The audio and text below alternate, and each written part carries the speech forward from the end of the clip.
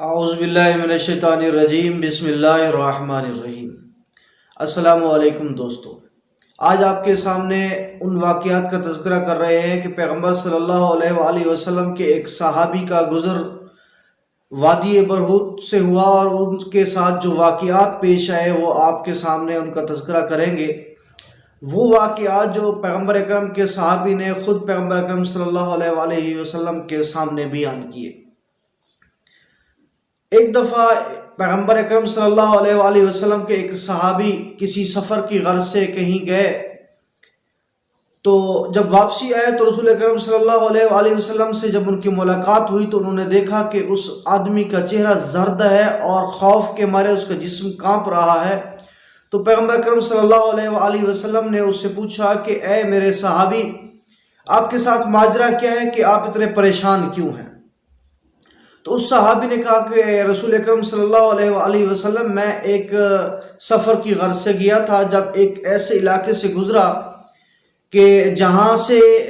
پہ چند پرانی قبریں موجود تھیں۔ میں جب ان کے ساتھ سے گزر رہا تھا تو ایک قبر سے ایک مردہ برآمد ہوا اور وہ شخص مکمل طور پر جل رہا تھا۔ جب میں نے اس سے دیکھا تو وہ پانی پانی کر رہا تھا، تو میرے پاس کیونکہ مشک میں پانی تھا، میں نے پانی دینا چاہا تو اچانک ایک اور قبر سے ایک شخص برآمد ہوا، اور اس نے کہا کہ آپ جو اس شخص کو پانی دے رہے ہو،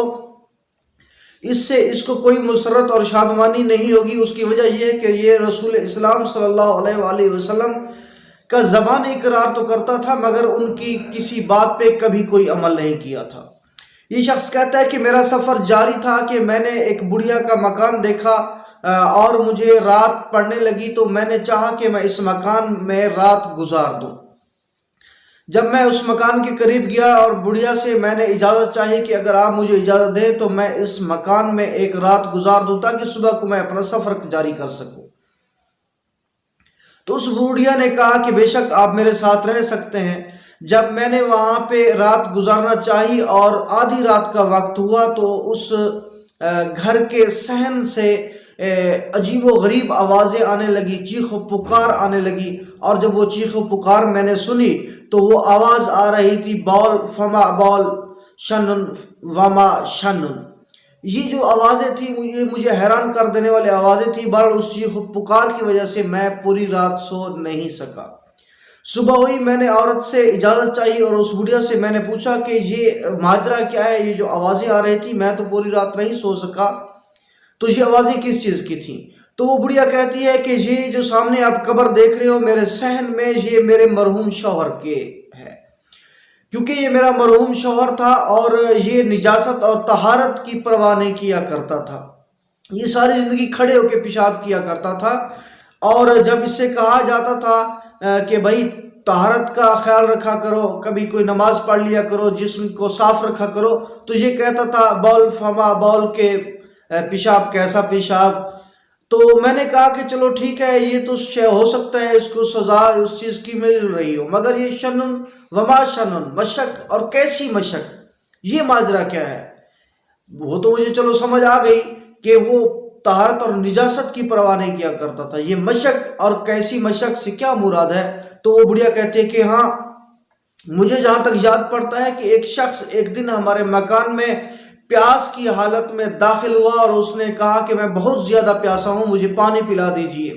تو کیوں میرے شوہر نے ازراہ مذاق ایک خالی مشک کی طرف اشارہ کیا کہ وہ مشک پڑی ہے، اس میں جا کے پانی پی لو۔ تو وہ شخص بے ساختہ اس مشک پہ گرا اور وہ پانی پینا چاہتا تھا مگر اس مشک سے اس کو کوئی پانی نہ ملا، مگر جو اس کی حالت ہم نے دیکھی وہ بہت زیادہ پیاسا تھا اور بہت زیادہ پریشان تھا۔ تاہم میں نے اس کو بعد میں پانی تو پلا دیا مگر میرے شوہر نے اس کے ساتھ یہ جو مذاق کیا یہ شاید اس کو بہت زیادہ تکلیف دہ مذاق تھا۔ تو میں یہ سمجھتی ہوں کہ یہ جو اس نے پیاس سے آدمی کے ساتھ مذاق کیا تھا اس کی وجہ سے اس کو عذاب مل رہا ہے ابھی تک، اس لیے وہ مشک اور کیسی مشک کہا کرتا ہے۔ پیغمبر اکرم صلی اللہ علیہ وآلہ وسلم نے جب یہ سارا واقعہ سنا تو اس صحابی سے کہا کہ بے شک یہ علاقہ وادی برہوت کا ایک علاقہ ہے، کوئی آدمی اس علاقے سے اکیلا نہ گزرے۔ تو دوستو، طہارت اور پاکیزگی کا خیال نہ رکھنا یا کسی پیاسے یا کسی ضرورت مند کے ساتھ مذاق کرنا، یہ ہمیں قبر میں مختلف عذاب کی شکل میں سامنے آ سکتا ہے، لہٰذا ہمیں ایسے کام سے گریز کرنا چاہیے۔ اللہ آپ کا حامی و ناصر۔